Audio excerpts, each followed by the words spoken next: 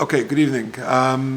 So the halacha shir tonight is called Babysitting, How to Avoid Yichud, an important shir. And I must be honest with you, I'm somewhat nervous to give the shir because Yichud is a big topic, it's a complicated topic. There are lots of different views, and we'll try and do the best we can. The connection to the parasha is actually a very interesting one. What is the connection to the parasha? The pasuk says, "Vayihi kayem hazeh," in Parshas Vayeshev, "Vayovei habayis elazus malachto ve'ein ish me'anshe habayis sham habayis." The famous incident in this week's Edra, where Yosef HaTzadik is left alone with Eshes Potiphar, and the Rashbam says on this pasuk, "Nizhar hoya afilu lisyachid imo." He was very careful all the time not to be misyachid, not to do yichud with her, until he was left alone with her on this particular day, and therefore it was an issue of yichud, and that is the springboard to this week's topic. Now, before we focus in on babysitting in particular, let's just talk about the general laws of yichud. The Shulchan Aruch says, if you look in the first box in number 2, if you're listening online, please email me at j.golker@gmail.com. I'll send you the handout. The Shulchan Aruch says, "Osa lehisiached im erva me'orayis." You're not allowed to do yichud bein zekena bein yeleda, regardless of age. We'll see exactly what that means. Legalis erva, because this yichud causes a sort of a slippery slope towards immorality. And apart from a mother with her son, a father with a daughter, and indeed any linear descendants, i.e., parents with their children and grandchildren, is fine. So grandfather with a granddaughter, grandmother with a grandson is fine. The question arises, what about a brother and sister?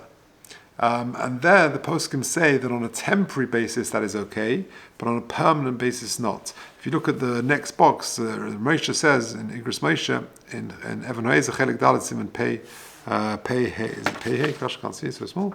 Samachay, sorry, Yud Aleph. Ha'ilem k'mudumoni shenagin lahete af mi she'en lohem bebayis rak ben ubas shekvahim b'chiv mitzvahs mechanechin oisom ha'aveim bebayis v'holchin leizer shoas af b'layla ve'en choshen yichud af b'shem Torah. Says Ramosha that a brother and a sister, people, we're not worried about that on a temporary basis. V'ha'isim achoiso rak lodur yachat tomid b'yichud. So, for example, let's say that the parents go out, they go to a wedding, and there's a brother and a sister home on the house. No problem. But if, let's say, for example, they go to live in Yerushalayim, the son's in yeshiva, the daughter's in Sem, and they want to dorm together, the two of them sharing a flat on a more permanent basis, that is frowned upon. That should not happen. Interesting. Now, the shaila is what's temporary, what's permanent. So Moshe says, very interestingly, he says, "V'lo shayach litin al zeh dovo kovua lechol el kfi hakaras kol echad es bonav es b'nosav kenir lani v'staiti." He says, I can't give a fixed specific time. I have seen different figures thrown around. Some say 3 days, some say 30 days. So it depends on the particular situation. But to be aware that a brother and sister is allowed, but only on a temporary basis. Now, the next question is, what age does the prohibition of yichud kick in? What's very interesting is that if the boy and the girl are both under bar bas mitzvah, there's actually no problem. So, for example, let's say a 12-year-old boy is allowed to babysit for a 6-year-old, 7-year-old, 8-year-old girl. That's okay, because neither of them are bar bas mitzvah. And the question is, why isn't there the mitzvah of chinuch for these kids? You know, we get them to light Hanukkah candles, we get them to do everything else. So the Shevet Halevi, the next box, Rav Vosner says, I don't know. Lo yodaiti ba'oni, in my poverty, says Rav Vosner. Halavai, we should all be so impoverished. But he said, in my poverty, lo shaykh geder chinuch gam bekotan v'ktana me'isa yichud do chinuch shaykh la'alocha gam b'frish misrim. V'hunyin choma shel arayas, you know, in the area of arayas, of immorality, we would have thought that Chazal would have issued a safeguard and certainly said there's an issue of chinuch over here. But they don't. So afilu yichud panuya shud rabbanan. Okay, even it's so chomer, we'll see soon. So nonetheless, for whatever reason, there's no mitzvah of chinuch, and therefore, if both parties are under the age of bar bas mitzvah, there's not an issue. The age of yichud for a boy, in other words, when it does apply, for example, there's a babysitter who's bas mitzvah, so she may be 15 years old, and let's say there's one boy at home. So how old does that boy have to be for there to be a Yichud issue, a Yichud problem? So the halacha is that the age of Yichud for a boy begins age 9. So if the young man is 6 years old, is 7 years old, is 8 years old, and the girl is babysitting, it's not a problem. The age of Yichud for the boy begins at age 9.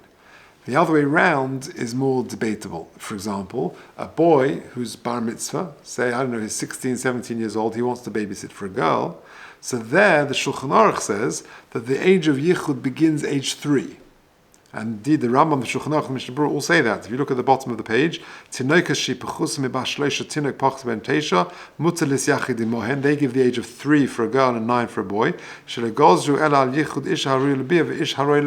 And therefore 3 and 9. And then you'll see in the Shulchan Aruch, the Halacha in Hilchas Krishma says the same thing.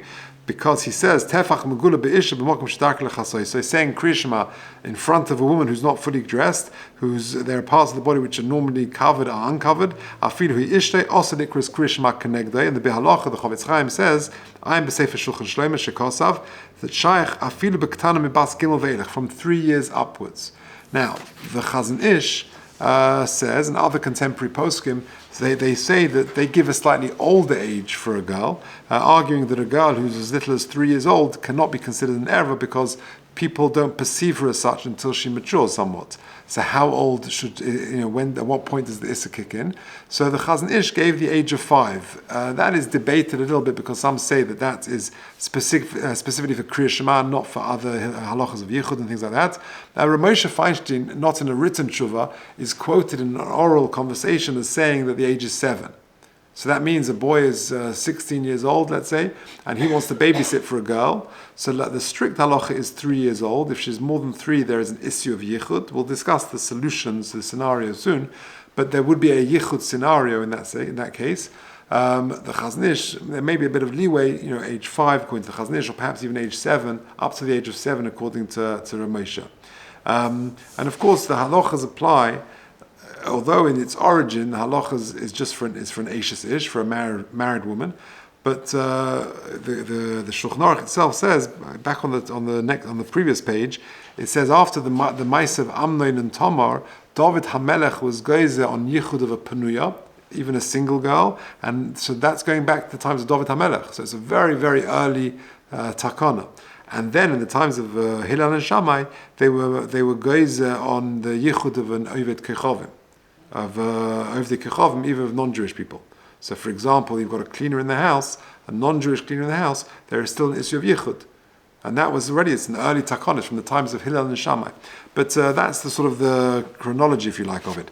Now, so let's now go to the scenarios and the solutions, and how are we going to overcome some Yichud problems regarding babysitting.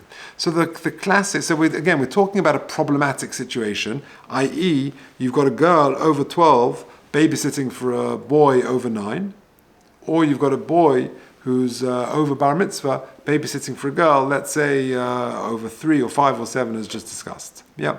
Now, what are the solutions? So one solution, the famous solution, is Pesach Pasuach. That means the door should be open. So if you look in paragraph 4, the Shulchan Aruch says in Even Oez, Siman Chof Beis, Siftes, Bayis she Pischei Pasuach L'Rishus HaRabim, where the door is open into a public area, Ein Chashash L'His Yachid Im Ha'evra. There is no problem. Right, so if as people can come in and out, it's open to a public place, there is no problem of yichud. Now, the front door should either be open, or partially open, or at least unlocked, and this is the important and, that people regularly walk into the house without knocking. So in that situation where people could come in, then there is not a problem of yichud. So if the boy wants to babysit, or the girl, she's bas mitzvah, she's 15 years old, she wants to babysit for a boy who's 9 years old, so she's allowed to if the front door is either open, either partially, or it's unlocked and people could walk in. Now, this heta only applies in daylight hours, and again, it's hard to know exactly what that means. What is daylight hours? The Chazon Ish writes that in Bnei Brak, in the 1940s or 50s, he was nifted in the early 1950s, that's till 10 p.m. because it's possible that people would sort of come and go until that point. But it's an interesting thing, if you were to ask boys and girls today, what time would you call a landline? First you have to explain what a landline is, and then once they've got that, you've got to, what time would you call on a landline? Would you, when I was growing up, I can't remember exactly, but I think you could after 10 o'clock, no way. The landline people, the handsets are in different people's rooms, they could wake people up, so you don't do that. But it could depend on the community you live in. And that actually has halachic ramifications regarding next week for Hanukkah. Why? Because the halacha is you light at shetichle regel ma'ashuk. Now, what is that? When does shops close? So I think the examples they often give is Golders Green and Stanford Hill are quite different. I was in Stanford Hill on Sunday night, and I think Grod's there is open till midnight on every night. I forget, maybe even 1 o'clock in the morning. It's quite, it's busy late at night. But in Golders Green, come 10 o'clock, 11 o'clock, it's much quieter. So it could be that it would be different. But either way, daylight hours, whatever, depends on the location and the lifestyle. So that would change things a little bit. Also, if the babysitter and the child, or the two people, the man and the woman, they share a close sort of personal friendship, then there could be debate whether the hetzer of Pesach Posuach helps, and the minhag is to be mekel, but the recommendation is the door is actually open rather than sort of closed but not locked. Okay, now also just one other point with Pesach Posuach, if where the room they're in is open to a Rosh Hashanah, there is a big window there, for example, a shop front. And the kids playing in the front of the shop, and they want to get a babysitter there, and it's a Yichud scenario. So again, it's not a problem because there's nowhere else to go. There's one room, there's full vision from the street, and that would not be a problem. So one potential solution is Pesach Posuach. Another one is a shomer. A shomer means a guardian or a chaperone or something like that. And the presence and the idea is simple. The presence of a third person permits Yichud when the two people who we're worried about the Yichud situation is that they're deterred from doing an Aveira, from sinning, due to the embarrassment or because they're afraid that the third person would reveal their behavior. And that's what the Shulchan Aruch says in Siman Chof Beis and Even Oezes Sif Yud, Mutar lis yachid v'chein im isha sheyesh imo tinoikes ketana sheyedas tambia ve'einu meseres la'atzma lebia. She is sort of mature enough to be able to reveal their behavior. She understands there's something untoward going on. Then that shomer could help the situation. Now, if the shomer is a child, again there is debate how old the shomer could be. And this is very important because you've got a babysitter, let's say a girl who's babysitting, and there's a 9-year-old boy and a 7-year-old boy. So you've got a yichud scenario because the girl's babysitting, she's 16, 17, 18 years old, whatever she is, and you've got a boy who's 9 years old, so you've got a yichud scenario.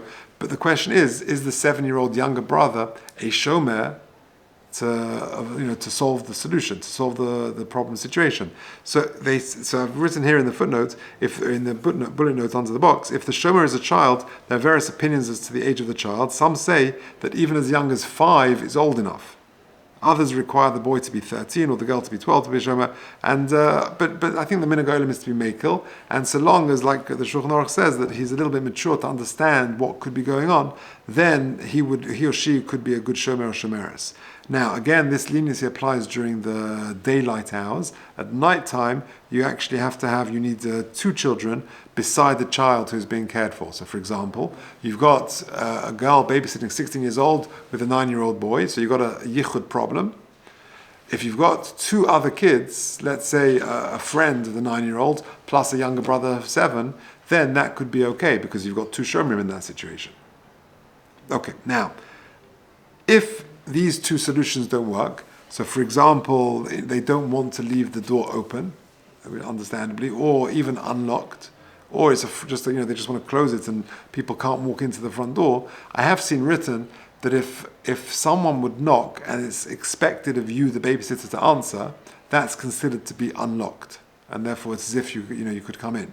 But if none of the above solutions are practical, the babysitter or the parents may not want to leave the door open or unlocked, then another solution, a very useful solution, is that you give a set of keys to the neighbors and you instruct them to come into the house, and the babysitter is told that the neighbors have got the keys and they will come in. And you actually tell the neighbors to actually pop in once or twice in the evening. That helps. That works.